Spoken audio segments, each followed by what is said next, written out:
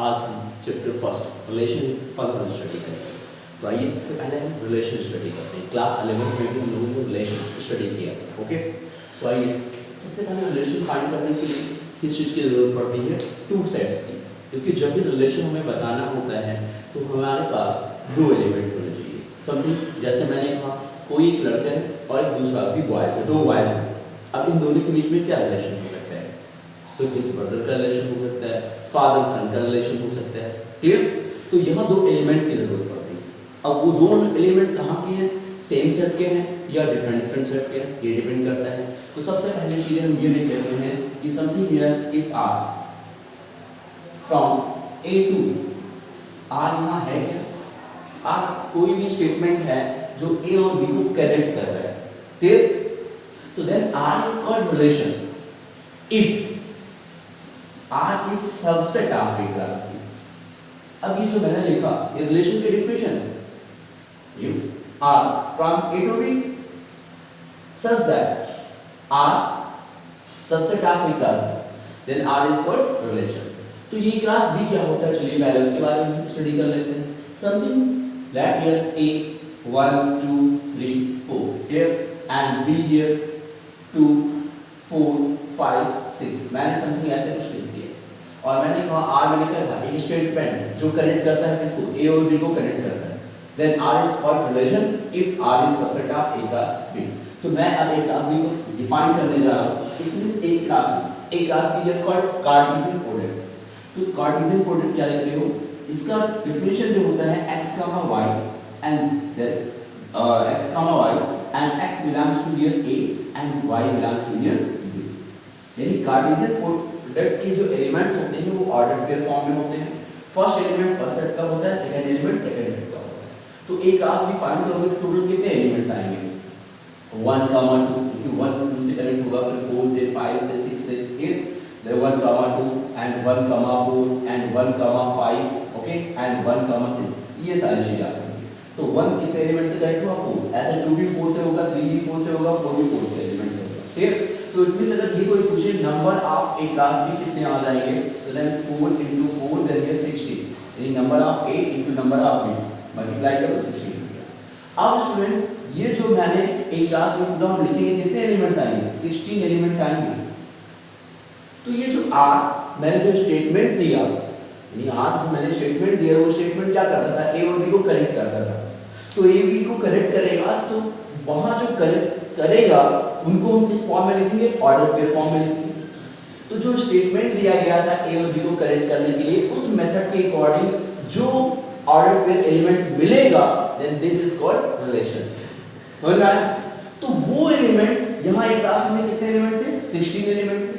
तो ये कोई कंपलसरी नहीं है कि जो स्टेटमेंट हम दे रहे हैं वो टोटल ए क्लास बी के टोटल एलिमेंट आ जाए, टोटल 16 एलिमेंट आ जाए, ये कोई कंपलसरी नहीं है। तो क्या कंपलसरी? इट मींस जो स्टेटमेंट हम दे रहे हैं और बी को कनेक्ट करने के लिए उसमें से जो भी उस स्टेटमेंट के अकॉर्डिंग पेयर्ड एलिमेंट आपको मिलेंगे वो कहां लाई करना चाहिए? ए क्लास बी में लाई करना चाहिए, ये कंपलसरी है। समझ में आ गया? तो जो मैंने स्टेटमेंट दिया, जिसमें मैंने स्टेटमेंट लिख दिया होता कि r equal to here x, y, यानी r रिलेशन जो है वो कहां से एलिमेंट लेता है? कार्टेशियन प्रोडक्ट से लेता है। तो श्योर है कि रिलेशन के एलिमेंट कैसे होंगे? ऑर्डर पेयर फॉर्म में होंगे। और ये किस तरह से लिखा गया कि x या y equal to here x plus 1। अब आप अगर x की वैल्यू 1 पुट करेंगे, अगर इसी के अकॉर्डिंग एग्जांपल ले रहे हैं, x की वैल्यू 1 पुट कर रहे हैं, then here y equal to 2, पहला एलिमेंट 1, 2 मिल गया। फिर x इक्वल क्या लिख सकते हैं? 2। तो जब 2 लिखेंगे then here y equal to 3, it means 2, 3, and x equal to here 3, then 3, 4 and x equal to here 4, then 4, 5। Clear? ये सारी चीजें हो गई। बट स्टूडेंट एक चीज और आपको माइंड में रखनी है कि सेकंड एलिमेंट सेकंड सेट का होना चाहिए, फर्स्ट एलिमेंट फर्स्ट सेट का होना चाहिए। तो देखो यहां पे 3 नजर आ रहा नहीं आ रहा, तो इसको राइट नहीं कर सकते। क्यों नहीं लिखा? समझ में आ गया ना कि यहां 3 नहीं था भाई। ए से हमें बी में कनेक्शन ढूंढना है, तो बी में एलिमेंट फर्स्ट एलिमेंट ए में मिलना चाहिए, सेकंड एलिमेंट कहां मिलना चाहिए? बी। क्योंकि जो स्टेटमेंट दिया गया था ए और बी को कनेक्ट करने के लिए दिया गया था। तो यहां देखो जो आर एलिमेंट मैंने फाइंड आउट किए, कितने एलिमेंट्स हैं? Only 3 element. और ये 3 एलिमेंट कहां बिलोंग करेंगे? ए क्लास में बिलोंग करेंगे।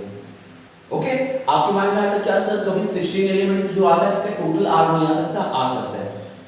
तो वो फिर रिलेशन नहीं कहलाएगा, वो रिलेशन ही होगा, बट उसका एक जैसे जब हम रिलेशन स्टडी कर लेंगे उसका बाद टाइप ऑफ रिलेशन पढ़ेंगे तब हम बताएंगे उसको। क्लियर? तो आपके लिए सिंपल सी डेफिनेशन रिलेशन की क्या लिखोगे कि let R from A to B such that R subset of A class B, then R is called relation. R is called relation.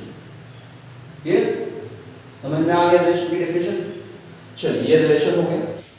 Okay students, now study the type of relation. Okay, so now सबसे पहले मैं पढ़ना होगा इम्पीडी relation. Okay, तो इम्पीडी relation क्या होता है सबसे पहले वो आपको बता दें। Okay, if any relation it means R is equal to 5, the relation is called immediate relation if R is equal to 5. It means अब आपको एग्जांपल बताते हैं। something find the relation from A to B, कोई relation find करना है इसे और A के लिए मैंने एग्जांपल लिया है 1 2 3 या something here this here 1 2 3, this is A and this here 1 2 3 4 something, and are defined here x comma y and such that x or y is equal to here x plus 6. Clear? Now here all element of A is equal to तो x की value क्या put करोगे 1 2 3, चलो x की value put करते हैं, then y equal to same, क्या मिले same, but ये 7 does not belong to here B, it means 1 comma 7 first element आया इस रिलेशन के according, but 7 does not belong here B, it means इस स्टेटमेंट के अकॉर्डिंग हम अगर एक रिलेशन ढूंढेंगे कहां से कहां तक के लिए फ्रॉम A to B के लिए, तो क्या कोई एलिमेंट मिलेगा? नहीं, so R is equal to 5। तो कोई भी अगर रिलेशन ऐसा हो if R is equal to 5 then call here इम्पीडी relation. मैं शॉर्ट ट्रिक में सिर्फ ये चीजें लिख रहा हूं कि ऑब्जेक्टिव क्वेश्चन आपको कर रहे हैं, इसलिए मैं शॉर्ट ट्रिक में लिख रहा हूं if any relation R is equal to here 5 then this is called impedance relation or wide relation. Clear? Second चीज बात करने जा रहा हूं इनवर्स रिलेशन। ऑलरेडी मैंने बताया आपको कि always relation here Cartesian product of given two set A class B, it means if find relation from A to B, तो R जो होगा वो रिलेशन कब कहलाएगा if R is subset of Cartesian product of A and B। Okay, तो यहाँ इनवर्सल relation के लिए हमें क्या करना है स्टूडेंट्स, मैंने एक वर्ड और आपको यूज किया if R equal to A class B, it means कोई रिलेशन मैंने फाइंड किया और वो रिलेशन क्या आ गया उसके टोटल कार्टेशियन प्रोडक्ट के इक्वल आ गया, और अभी मैंने क्या कहा R here any statement and this statement R is subset of A class B, then R is called relation। relation क्या कहलाता है, कोई statement relation कब कहलाता है जब इसके कार्टेशियन प्रोडक्ट का सबसेट होता है। बट समथिंग मैंने कहा कार्टेशियन प्रोडक्ट में 16 एलिमेंट है और R आपने जो फाइंड किया टोटल 16 एलिमेंट आपको मिल गया, तो क्या हो जाएगा R is equal to A class B। तो then in this condition R is called inversal relation। तो यहाँ मैंने क्या कहा if here R is subset of A class B, अब A class B का मतलब if R find here from A to B, but अगर कहीं कोई कह रहा है आपसे R find here from A to A, तो R is equal to क्या हो जाएगा A class A हो जाएगा। तो ये कंडीशन अगर फॉलो कर रहा है then this is R is called inversal relation। भाई मैंने कहा कोई डेफिनेशन मैं नहीं लिख रहा हूँ, if R is called inversal relation from A to B if R is equal to A class B। Here जिसमें रिलेशन फाइंड करना है उसके कार्टेशियन प्रोडक्ट के अगर इक्वल हो गया then is called inversal relation। अब बात करते हैं ट्रिवियल रिलेशन की। तो ट्रिवियल रिलेशन क्या होता है वो चीज देखिए।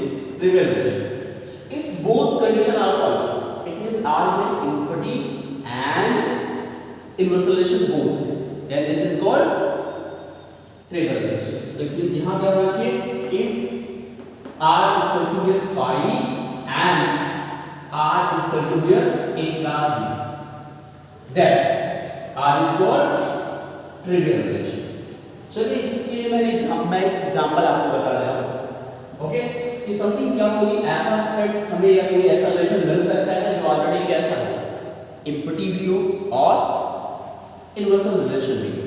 तो मैंने क्या किया, मैं एग्जांपल आपको बता रहा हूं और ये मान में बिठा लो कि इनवर्सल रिलेशन मींस पैरेलल रिलेशन कब होगा, ये मान में बिठा लो। मैंने कहा इफ जैसे समथिंग है r find from a to b, r एक रिलेशन फाइंड करना है कहां से कहां तक, a से b के लिए। Now if a is equal to 5 r, b is equal to 5, यानी जिन दोनों सेटों के रिलेशन निकालना है उन दोनों सेटों में से कोई एक अगर 5 हो गया, या दोनों 5 हो जाए, या कोई एक 5 हो जाए, या दोनों 5 हो जाए, तो श्योर है ये जो r होगा वो क्या कहलाएगा, वो ट्रिवियल रिलेशन ही कहलाएगा। लेकिन मैं आपको प्रूफ करके दिखा रहा हूं, मैंने कहा कि a is equal to 5 r, b is equal to 5। Then सबसे पहले हम r निकालेंगे, r कोई भी स्टेटमेंट हो तो r तो 5 ही आएगा। समथिंग a के लिए मैंने कहा a is equal to 5 और b आपने तो सेलेक्ट कर लिया है 1 2 3 समथिंग, तो भाई रिलेशन निकालने के लिए एलिमेंट होना चाहिए। a सेट में जब कोई एलिमेंट ही नहीं है तो क्या हम रिलेशन फाइंड कर पाएंगे, नहीं कर पाएंगे। तो मैंने कहा a और b दोनों सेटों में से कोई अगर सेट a क्या है, एम्प्टी सेट है, देन r इक्वल कर मिलेगा, श्योर है 5 है, दोनों होगा तब भी 5 मिलेगा। एंड कार्टेशियन प्रोडक्ट क्या मिलेगा स्टूडेंट्स, वो भी 5 मिलेगा। फिर तो r is equal to 5, इस एग्जांपल के लिए r इक्वल करना था 5, then this doing it empty relation. But मैंने कहा a class equal 5 also here, तो अगर मैं इस इक्वेशन को और इस इक्वेशन को मर्ज करूं तो क्या मिलेगा, r is equal to here 5 and is equal to here a class b। फिर तो यहां से अगर मैं देख रहा हूं तो r is equal to 5 और यहां से मुझे क्या मिलता है, r is equal to a class b। तो r is equal to a class b ये क्या शो करता है, इनवर्सल रिलेशन को शो करता है और ये एम्प्टी रिलेशन को शो करता है। तो ये जो एग्जांपल मैंने कहा कि this here here if r here relation from a to b और a और b में से दोनों में से कोई एक क्या हो जाए, 5 हो जाए, तो इस रिलेशन का एग्जांपल होगा, ट्रिवियल रिलेशन का एग्जांपल होगा। Now clear. अब बात आती है रिफ्लेक्शन रिलेशन की। ये सब मींस ये जो हम लोगों ने टाइप ऑफ रिलेशन पढ़ी वो तो ऐसे ही ओरल ऐसे ही था आपके लिए, बट ये इंपॉर्टेंट होगी रिफ्लेक्शन रिलेशन। तो रिफ्लेक्शन मींस क्या भाई, सबसे पहले चीज रिलेशन अगर फाइंड करना है तो रिलेशन के एलिमेंट कैसे होंगे, ऑर्डर पेयर में होंगे। फर्स्ट एलिमेंट आपका डोमेन होगा, सेकंड एलिमेंट क्या होगा, रेंज होगा। अब रिफ्लेक्सिव मतलब हम समझते हैं, रिफ्लेक्सिव मतलब खुद से खुद के लिए, यानी डोमेन भी मैं और रेंज भी मैं। तो रिफ्लेक्शन मतलब मैंने कहा खुद से खुद के लिए, इसका मतलब क्या भाई, डोमेन भी सेम चीज और रेंज भी सेम चीज, तो इसका मतलब ओनली वन एलिमेंट होगा। तो रिफ्लेक्शन रिलेशन शो करने के लिए हम क्या करते हैं, केवल एक एलिमेंट सेलेक्ट करते हैं। कहां से, जो आपका इसे लिखा हुआ है find relation from real to real, unnatural to natural something लिखा हुआ है, तो हम एक कोई नंबर सेलेक्ट करते हैं इसके रिफ्लेक्शन रिलेशन क्या सेलेक्ट करते हैं और क्या दिखाना होता है, इफ या for x belongs to r। अब ये r कौन है, रियल नंबर, ओके। मैंने क्या कहा, जो भी डोमेन होगा उस डोमेन से कोई एक आप एलिमेंट सेलेक्ट कर लेते हैं, कोई एक एलिमेंट, क्योंकि रिफ्लेक्शन मैंने कहा खुद से खुद के लिए एक एलिमेंट आपने सेलेक्ट कर लिया। अब आपको शो करना है then showing here x belongs to here r, okay. ये रिलेशन जो होता है मैंने पहले ही आपको बताया, एक स्टेटमेंट दिया होगा, उस स्टेटमेंट के अकॉर्डिंग जिन दो सेटों के बीच में रिलेशन निकालना है, ओके, तो वो स्टेटमेंट अगर फॉलो कर रहे हैं then this is called relation. यहां मैंने कहा ये हम सेलेक्ट करके चलते हैं और ये शो करते हैं। अब एक एग्जांपल के लिए आपको बता दूं तो फिर उससे आपको क्लियर हो जाएगा। जैसे मैंने एक एग्जांपल लिया, क्या मैंने कहा r is equal to here x का y, क्योंकि रिलेशन ऑर्डर पेयर एलिमेंट में है तो ऑर्डर पेयर एलिमेंट में लिख दिया, and x and y both are parallel line। मैंने ये एग्जांपल लिखा, एग्जांपल फर्स्ट। अब अगर इस एग्जांपल को चेक करें तो देखते हैं क्या ये रिफ्लेक्शन होगा या नहीं होगा। तो भाई ये कह रहा है r यानी जो रिलेशन है उसका स्टेटमेंट क्या है, लाइनें हैं और वो लाइनें आपस में कैसी पैरेलल है। तो यहां भाई जब मैं ये लिखूंगा, मैं एक लाइन को सेलेक्ट करूंगा, मैं लिखा let x belongs to r, अब r में सीमा से मैंने लाइन सेलेक्ट कर, यानी ये r जब लिखा है इसका मतलब ये बताना है कि वो x क्या है, लाइन, कोई पॉइंट नहीं, इसीलिए यहां मैंने r लिखा। अब मैं दूसरी चीज को बताने जा रहा हूं, मुझे ये शो करना है कि x also belongs to r, तो यहां मैंने राइट क्लिक कर दिया, लेकिन क्या मेरा स्टेटमेंट करेक्ट है या गलत है, रॉन्ग या राइट? यहाँ मैंने लिखा x का x बिलोंग्स टू r, अगर मिलान मैंने लिख दिया इसका मतलब ये दोनों कैसे होंगे, पैरेलल होंगे।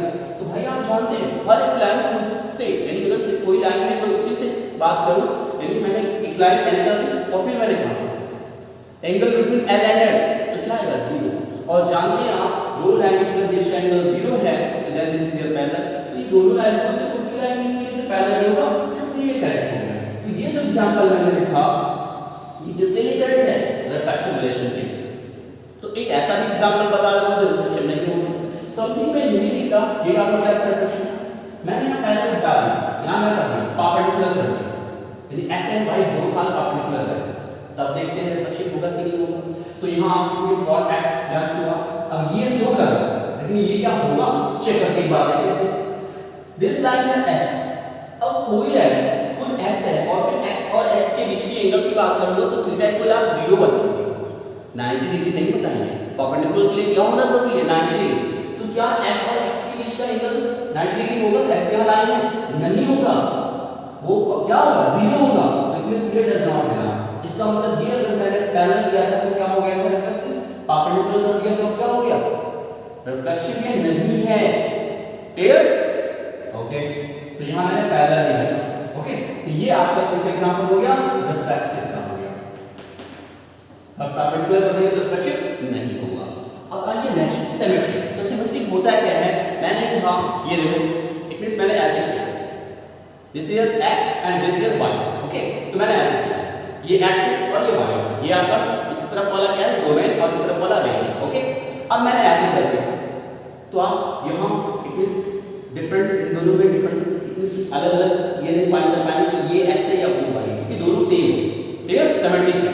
तो इट मींस यहाँ हमें कहना क्या है आपको कि सिमेट्रिक के लिए दो एलिमेंट होने चाहिए, कितने एलिमेंट, दो एलिमेंट होने चाहिए। तो देखो यहाँ सिमेट्रिक के लिए क्या करते हैं, now select here for x, y belongs to r, it means ये कंडीशन फॉलो करता है, then r is for reflection. अब सिमेट्रिक के ऐसा होना चाहिए, हम उसके लिए दो एलिमेंट सेलेक्ट करते हैं, for x, y belongs to r, दो एलिमेंट वहां रिलेशन से सेलेक्ट करते हैं और कंसीडर करके चलते हैं ये x, y belongs to r, ये हम कंसीडर करके चलते हैं इतनी सारी चीजें। सो क्या करना होता है आपको, सो ये करना होता है कि y, x also belongs to r, ये चीज समझ में आ गई, इतना कंसीडर करके चलते हैं और x, y belongs to r मान के चलते हैं, जो स्टेटमेंट दिया होगा उस स्टेटमेंट में x, y क्या करें लाइक करें। बट अब हमें ये दिखाना होगा कि y, x according this r also belongs. चलिए इसके लिए एग्जांपल, तो ये जो फर्स्ट एग्जांपल मैंने लिखा इसी एग्जांपल को हम चेक करते हैं, क्लियर। इसके लिए सिमेट्रिक मैंने लिखा x, y, x and y both are parallel line. तो अगर इसके लिए आप सिमेट्रिक के लिए देखोगे तो सिमेट्रिक के लिए क्या होगा, देखो रिफ्लेक्शन का इसको हटा सिमेट्रिक आपको चेक करना, तो क्या करोगे कोई दो लाइन सेलेक्ट करोगे x, y belongs to r, में दो लाइन सेलेक्ट करोगे और हम क्या सेलेक्ट करके चलेंगे x, y belongs to r। भाई ये क्यों मैं सेलेक्ट कर रहा हूं, reason because given here x and y both are parallel, ये दो लाइन है x एंड y तो दोनों कैसी पैरेलल। अब मुझे शो क्या करना है, शो करना है y, x belongs to r। तो यहां आपको लिखने की जरूरत नहीं, यहां y, x belongs to r मैंने डायरेक्टली लिख दिया, लेकिन क्यों लिखा ये मैं आपको समझाने जा रहा हूं, यानी हम खुद से अंडरस्टैंडिंग कर लेनी होती, लिखने की जरूरत नहीं। रीजन जैसे यहां मैंने लिखा but y, x also belongs to r, directly लिखे रीजन क्योंकि भाई x और y तो पैरेलल है तो y और x भी तो पैरेलल होंगे या नहीं होंगे, होंगे, ओके। तो ये सिमेट्रिक हो गया, यानी ये जो मैंने लिखा वो इस स्टेटमेंट के अकॉर्डिंग लिखा, भाई x और y पैरेलल था तो y और x भी तो पैरेलल होगा, तो ये भी सिमेट्रिक हो गया। अब मैं इतनी से पैरेलल करके क्या हो गया, ये रिफ्लेक्सिव भी हुआ और सिमेट्रिक भी हो गया। अब मैं परपेंडिकुलर कर दूं, समथिंग यही एग्जांपल मैंने पैरेलल करके क्या कर दिया परपेंडिकुलर कर दिया, तो ये रिफ्लेक्शन तो नहीं था, ये नो रिफ्लेक्शन था, नो रिफ्लेक्शन सिमेट्रिक रिलेशन करते आप ये भी लिखेंगे x, y belongs to r, but आपकी बात करेंगे x एंड y कैसे हो गए, ये परपेंडिकुलर हो गए 90 डिग्री, तो ये y, x बिलोंग करेगा और नहीं करेगा, करेगा भाई, क्यों, क्योंकि मैं y और पहले लिख रहा हूं y एंड x, तो ये जो परपेंडिकुलर था अब भी तो y और x कैसे परपेंडिकुलर, तो जब मैं परपेंडिकुलर लिख रहा हूं तो रिफ्लेक्शन तो नहीं लेकिन वो क्या है सिमेट्रिक है। तो इनमें से ये एग्जांपल दिया हमने कि x x comma y, x and y both are parallel are perpendicular, तो दोनों कंडीशन के लिए सिमेट्रिक होगा, लेकिन पैरेलल के लिए रिफ्लेक्सिव था, सिमेट्रिक रिफ्लेक्सिव था, बट परपेंडिकुलर के लिए सिमेट्रिक रिफ्लेक्सिव नहीं था। अब बात आती है ट्रांजिटिव रिलेशन की। तो ट्रांजिटिव लोअर क्लास में भी पढ़ चुके, ट्रांजिटिव प्रॉपर्टी कैसे कहां पढ़ेंगे आप, ये चीज में बात कर लेता हूं। If given here a equal b and b equal c, a equal b and b equal c, then write here a equal c, तो ये ट्रांजिटिव प्रॉपर्टी कहलाती है। क्लास ईयर या 9 या जिस भी क्लास में आपने पढ़ा है, तो ट्रांजिटिव तो वर्ड वही है, बस रिलेशन होता है। तो कोई भी रिलेशन ट्रांजिटिव रिलेशन कब कहलाएगा, तो इसके लिए इसमें कितने अलग-अलग एलिमेंट आपको सेलेक्ट किए, 3 distinct element. So now select here 3 distinct element for transitive relation. तो मैंने क्या किया, लिखा for all x y and z belong to R। अब आपके माइंड में आना सर कोई एग्जांपल लेंगे तो z इसमें कहां लिखा होगा भाई, x और y, यानी इसमें वो कह रहा है number of infinite number of lines, यानी जो लाइन है वो बहुत सारे हैं, बट इसमें जितने भी लाइन होंगी वो सब कैसे होंगी, परपेंडिकुलर या पैरेलल, समझ में आ गया। तो वैसे ही वो z तो छुपा हुआ, उसके अंदर बहुत सारे पॉइंट्स इंक्लूड हैं, बहुत सारी लाइनें इंक्लूड हैं। तो मैंने लिखा x y z belong to R, और क्या कंसीडर करेंगे, and here let x y belongs to R and y z belongs to R, ये दोनों चीजें कंसीडर करके चलेगा। इट मींस साथ में 3 एलिमेंट्स सेट करेंगे और ये दोनों खुद से कंसीडर करके चलेंगे। तो दिखाना क्या होगा, सो क्या करना होगा, सो आपको ये करना होगा x relate to y and y relate to z according all जो रिलेशन स्टेटमेंट दिया हुआ उसके अकॉर्डिंग लिखोगे भैया। तो हमें ये दिखाना होगा कि x and z here also belongs this relation, okay, यानी x और z ये दोनों भी आपके क्या होने चाहिए, उस रिलेशन में बिलोंग करने चाहिए, x और z भी बिलोंग करने चाहिए। समझ में आ गया। तो चलिए एक मिस कहां है, यहां पे लिख दिया कि x z belongs to R, ये आपको शो करना होगा। तो यही एग्जांपल कर लेते हैं, ओके। तो मैंने यहां पहले पैरेलल कर दिया, पैरेलल ये क्या कर रिफ्लेक्सिव का, आपने सिमेट्रिक इसको दिखा दिया, ठीक। अब ट्रांजिटिव के बारे में चेक करते हैं, ट्रांजिटिव होगा कि नहीं होगा। तो क्या करो, 3 पॉइंट सिलेक्ट करो, ये कहता है तो 3 लाइन सिलेक्ट करो। मैंने क्या किया, 3 लाइन सिलेक्ट कर लिया, x, okay, y and here z, ये 3 लाइन मैंने सिलेक्ट कर लिया, x y एंड z। तो इसमें क्या लिखा है, x y z belongs to R। अब मैं क्या कर रहा हूं, दो चीजें और कंसीडर करके चलेंगे क्या, let here x y belongs to R, ये किस स्टेटमेंट के अकॉर्डिंग लिखा आपने, इसके स्टेटमेंट के अकॉर्डिंग कि x और y कैसे पैरेलल हैं, and y z here also belongs to R, ये भी आपने इसी स्टेटमेंट के लिए लिखा। तो भाई ये x y नहीं, y ये z, x and y and z, अगर x y के पैरेलल है, y z के पैरेलल, तो क्या x z के पैरेलल होगी, यस होगा भाई, x z here belongs to R। तो इट मींस अगर पैरेलल है तो सिमेट्रिक भी होगा, रिफ्लेक्सिव भी होगा और ट्रांजिटिव भी होगा, ओके। अब मैं परपेंडिकुलर इस पैरेलल को मैं चेंज करके इसमें चेक कर ले रहा हूं, परपेंडिकुलर में चेक कर ले रहा हूं। तो जब आपको परपेंडिकुलर हमने इसको चेक किया था, here x and y both are perpendicular line, तो नो रिफ्लेक्शन था, बट सिमेट्रिक जो आपका था, ट्रांजिटिव देखते हैं होगा कि नहीं होगा। तो आप पहले के लिए लिखेंगे x y z belongs to R and x y belongs to R and y z belongs to R। लेकिन यहाँ कंडीशन अलग है, कंडीशन अलग क्या हुआ, ये कंडीशन ये अलग हो गया, this is your x and this is your y। तो x और y कैसे एक दूसरे के परपेंडिकुलर है, और z आप क्या करेंगे z, तो z भी यहाँ कैसा होना चाहिए, z मतलब इसको परपेंडिकुलर लाइन लगा करेंगे, यही तो z कहलाएगा। क्या इसके अलावा कोई परपेंडिकुलर लाइन ड्रा कर सकते हैं, नहीं कर सकते। तो ये हो गया आपका z, ठीक। अब मैं अगर x और z की बात करूं तो ये दोनों कैसे दिख रहे हैं, पैरेलल दिख रहे हैं, परपेंडिकुलर नहीं दिख रहे हैं। तो अगर यहाँ परपेंडिकुलर होगा तो रिफ्लेक्शन भी नहीं होगा और ट्रांजिटिव भी नहीं होगा, क्योंकि ये कंडीशन हम कंसीडर करके चले थे x and y both perpendicular, y and z both perpendicular, but x z not here perpendicular, तो इस क्लास करेंगे, ओके। तो ये हो गया आपका क्या, ट्रांजिटिव रिलेशन। अब बात करते हैं इक्विवेलेंस रिलेशन के लिए। तो जब भी कभी आपको इक्विवेलेंस रिलेशन शुरू करना हो तो ये आर जो मैंने थ्योरी लिखा, reflective, symmetric and relative, R को वेरीफाई करना होगा। It means if any relation verify their reflective, symmetric and transitive, then it is called equivalence relation. समझ में आ गया आपको। इक्विवेलेंस रिलेशन क्या होगा?